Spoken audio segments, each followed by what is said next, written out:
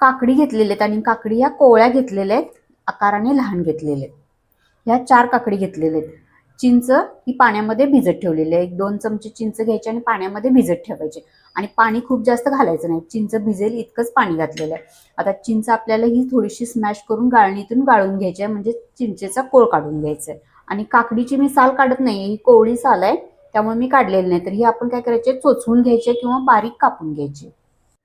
काकडी बारीक चिरून घेतलेली आहे, तर ह्याची साल पण जाड नव्हती आणि बिया पण नव्हत्या. यासाठी मी अशीच काकडी ही कापून घेतलेली आहे. समजा तुमची काकडी जून असेल तर साल काढून घ्या, बिया काढून घ्या आणि काकडी स्वच्छ करून कापून घ्यायची. चिंचेचा कोळ काढून घेतलेला आहे. आता हा 2 चमचे चिंचेचा कोळ झालेला आहे. 1 मोठा चमचा गूळ घेतलेला आहे. हा आता गूळ या कोळामध्ये मिक्स करून घेऊया. गूळ थोडासा विरघळायला पाहिजे. हा मी चिरून घेतलेला आहे गूळ. आता चिंच आणि गुळामुळे काकडी एकदम चटपटीत लागते. थोडासा हा विरघळून घेऊया. त्याचबरोबर 1 चमचा मोहरी मी ही मिक्सरवर दळून घेतलेली आहे. थोडीशी अशी जाडसर दळून घेतलेली आहे. काकडी एका बाउलमध्ये काढून घेऊया. उन्हाळ्यामध्ये आपल्याला काकडी थंडगार अशी खावीशी वाटते, पण रोज रोज कोशिंबीर खायचा कंटाळा येतो. तर या पद्धतीने वेगळं काहीतरी केलं तर खायला एकदम टेस्टी लागते. जेवणाबरोबर तोंडी लावायला हा पदार्थ अगदी मस्त आहे. आता याच्यामध्ये मोहरीची पावडर टाकून घेऊया. 1 चमचा सुकं खोबरं घेतलेलं आहे, ते एकदम बारीक किसून घेतलेलं आहे. बारीक किसणीवर किसून घेतलेलं आहे, ते टाकूया. 1 चमचा शेंगदाण्याचं कूट, शेंगदाणे भाजून याचा कूट केलेला आहे, तो टाकून घेऊया. गूळ विरघळलेला आहे. चिंच गुळाची चटणी पण आपण टाकून घेऊया. चिंच गुळामुळे काकडी चटपटीत लागते एकदम आणि फोडणी टाकणार आहे आपण, त्याच्यामुळे एकदम खमंग होते.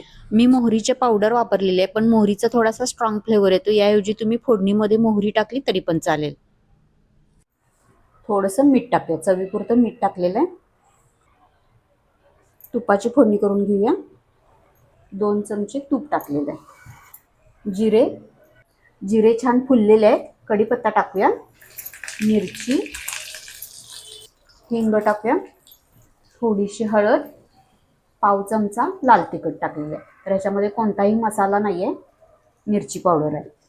आता ही फोडणी आहे ती आपली तुपाची त्याच्यावर ओतून घेऊया.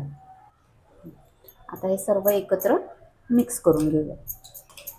आता याच्यामध्ये आपण मोहरी दळून टाकलेली आहे, म्हणजेच मोहरीची पावडर टाकलेली आहे. तर असं केल्यामुळं मोहरीचा एक चांगला फ्लेवर काकडीला येतो.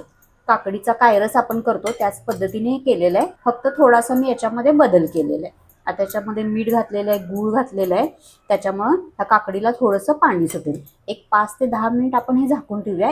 5 ते 10 मिनिटांमध्ये त्याला छान पाणी सुटेल आणि पाणी सुटलं की हे खायला एकदम चटपटीत लागतं, कारण चिंच घातलेली आहे, गूळ घातलेली आहे, त्यामुळे याची चव एकदम आंबट गोड तिखट येते आणि रसरशीत अशी काकडी आपली ही खायला चांगली लागते.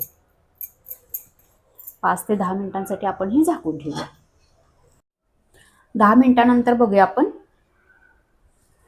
आता हे असं पाणी थोडं सुटलेलं आहे आणि या रसामध्ये काकडी भिजते आणि थोडीशी मऊ होते. आपण याच्यामध्ये मोहरीची डाळ घातलेली आहे, ती पण व्यवस्थित भिजते आणि ह्याला फ्लेवर चांगला येतो. सर्व साहित्य व्यवस्थित मुरल्यानंतरच आपण ही खायला घ्यायची, म्हणजे स्वाद चांगला येतो. आता लगेच फोडणी घालून लगेच मिक्स करून लगेचच खायला घ्यायची नाही, म्हणजे थोडीशी करकरीत लागते, मोहरीचा स्ट्रॉंग फ्लेवर येतो. यासाठी थोडीशी 10 मिनिटं मुरल्यानंतर खायला घ्यायची आपण. असा ह्याला रस सुटलेला आहे आणि खायला एकदम चटपटीत लागते. उन्हाळ्याच्या दिवसामध्ये काकडी खावीशी वाटते. नेहमी कोशिंबीर किंवा कापून खाण्यापेक्षा तुम्ही या पद्धतीने काकडीचा कायरस केला तर एकदम खायला चविष्ट, चमचमीत, आंबट गोड तिखट चवीचा लागतो.